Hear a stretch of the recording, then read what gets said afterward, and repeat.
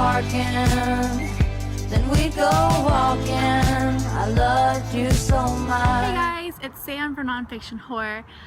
Sorry for the long hiatus. It feels like it's been months and months and months, and so I'm really sorry about that. So long story short, I've just been living life and I haven't been making videos as often as I'd like, but with October coming up, I feel really inspired to make a lot of videos. I know I always say that, but it's true.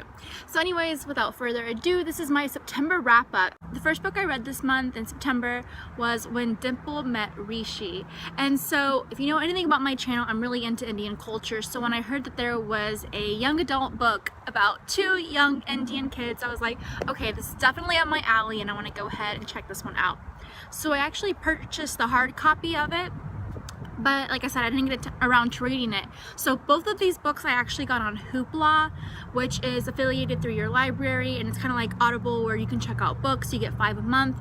And so when I saw that they had When Dimple Met Rishi, I was like, that's pretty cool because that's a really up-to-date modern book, and sometimes the books on there aren't always the newest. If you don't know what it's about this girl named Dimple, and she wants to go to this kind of tech sort of summer camp where it's all about coding, and one of her top like inspirations in life is going to be there, Jenny Lynch. That's the kind of the grand prize, is to get to meet her, because the project is you kind of have to go ahead and make an app while you're at this camp.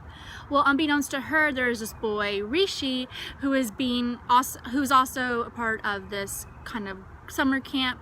He's going there with the intention of meeting Dimple and falling in love with her, but when she first meets him, it is not a very good first impression or first interaction that they have.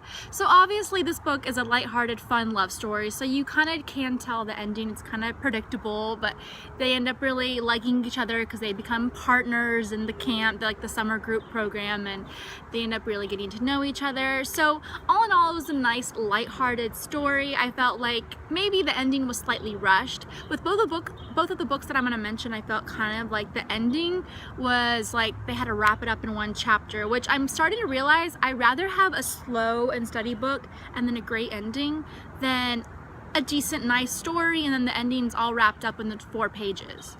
Because I'm like, I just felt like they didn't put a lot of time in the ending. I don't know, that's just me getting like really nitpicky, but I did rate it 4 stars on Goodreads, or maybe it was 3. What's the max on Goodreads? I don't know, I think I rated it like 4 stars actually.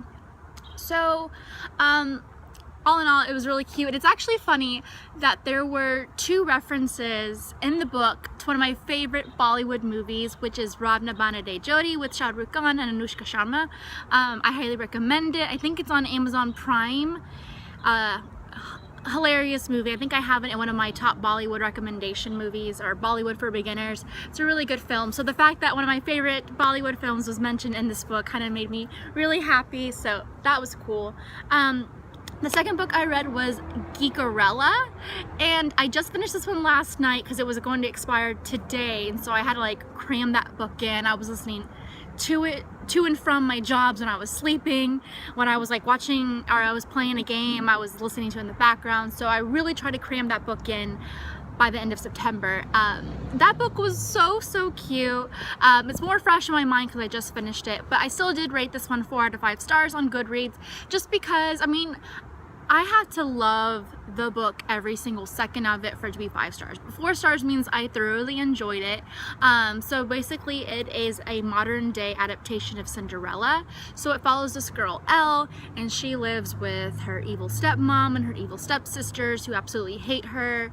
Her dad passed away and so did her mom, so she's pretty much an orphan that lives with them, and her stepmom makes her life a living hell.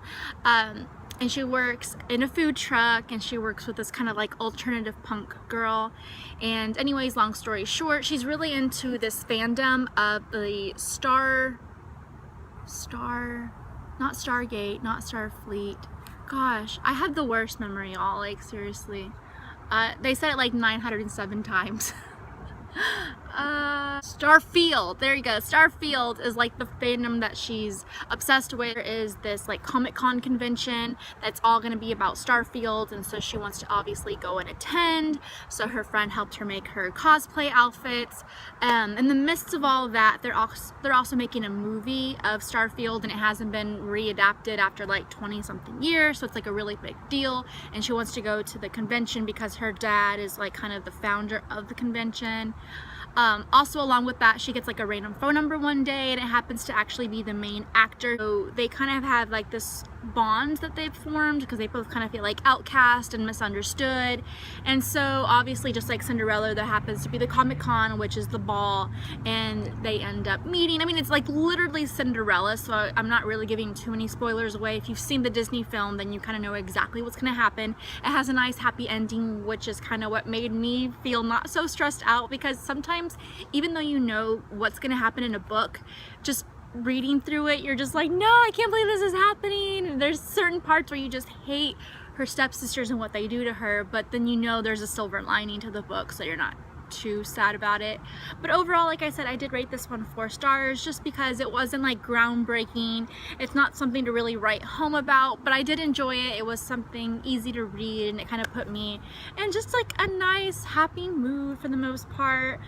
So yeah, that's what I read in the month of September. I tried to cram one book in because today's September 30th, so I was like, I could technically wrap up one more book, but I just don't want to cram a book in and then not finish it. And I kind of wanted to get this video up while I had time, because I know I probably will not have time the rest of today to make a video and upload it, and I really want to try to be more consistent.